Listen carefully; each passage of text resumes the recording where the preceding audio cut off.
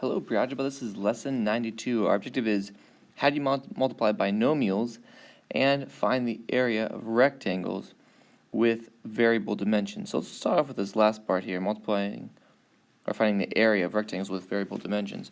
So right here is a rectangle, and its dimensions this way, its width is x plus 3 and its height is x plus 2.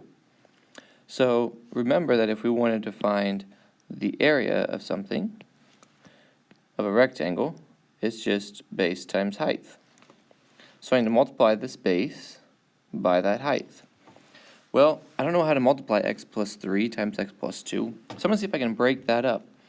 And I've done so with some colors here. This length right here, let's say, is x, and this length right here, let's say, is 3. I picked those because this whole length is x plus 3, so this whole length would be this length, the red, plus the green. X plus 3 is going to be that whole length, x plus 3. Likewise here, this is x plus 2. The red is x and the blue is 2. Because I do know how to multiply monomials together, so x times x, this red area, the area of this red one here is going to be x squared. This one over here on the right, it has a height of x and a width of 3, so 3 times x is going to give me 3x. This one down here on the bottom left, that's red and blue, has a width of x and has a height of 2. So to multiply 2 times x, I get 2x. And this last one is probably the easiest here. This has a width of 3 and a height of 2. So 3 times 2 is 6. So if I wanted to get the area all together, I would need to add up these four numbers. Give me the area of this box total. So I'd say x squared plus 3x plus 2x plus 6. Now I notice that this 3x and this 2x are like terms, so I can add those together. So I end up with this x squared from up here. 3x's plus 2 more x's is going to be 5x's.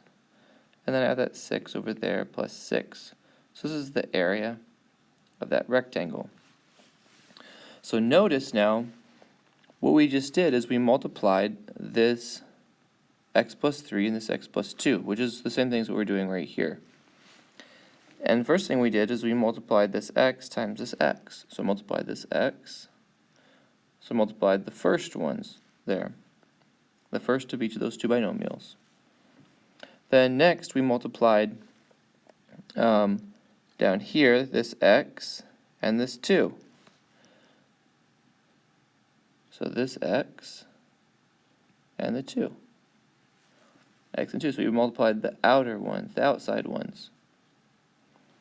Next, we multiplied this x and this 3. This x and this 3. Those are the inside ones. And then lastly, we multiplied the 3 times the 2,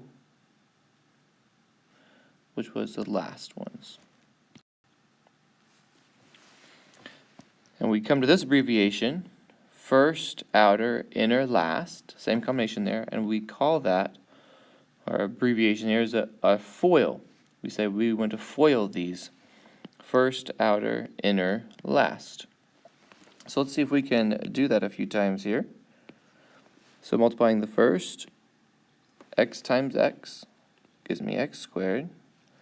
Outer is x times 3, so that's 3x. Inner, x times 1, that's just x, and then last, 1 times 3, plus 3. I can combine those two together. 3x's plus 1x's is going to give me 4x's.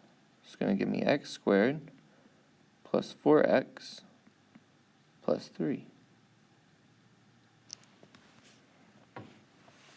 Try another one here. Again, the F stands for first, so I'm going to multiply the first one in each one. X times x is x squared.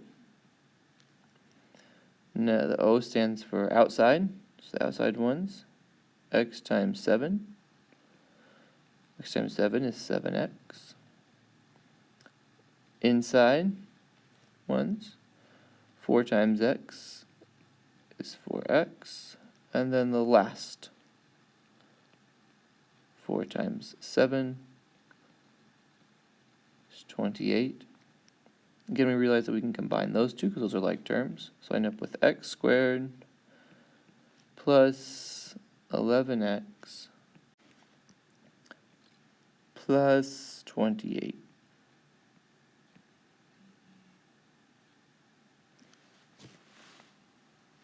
All right, let's try some more here. Remember this squared up here on this one. Remember, if we have x squared, that just simply means x times x. So because we have this thing in parentheses squared, that simply means x plus 3 times x plus 3.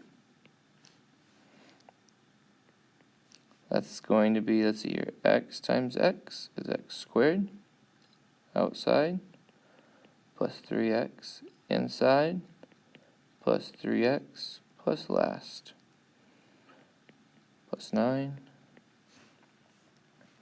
Add those two together, x squared plus 6x plus 9. And one more just for good measure here. First, x times x